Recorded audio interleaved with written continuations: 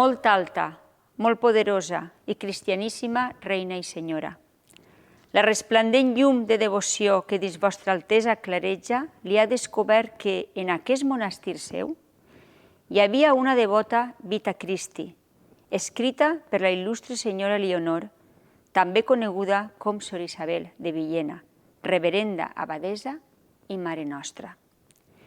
I atès que vostra reial felicitud, tot en l'amor del gran rei del paradís encesa, havia escrit al batle general d'aquest seu regne de València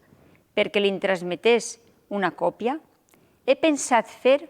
un agradable servei a vostra majestat fent-la imprimir perquè més prompte pogués arribar a les vostres mans reials.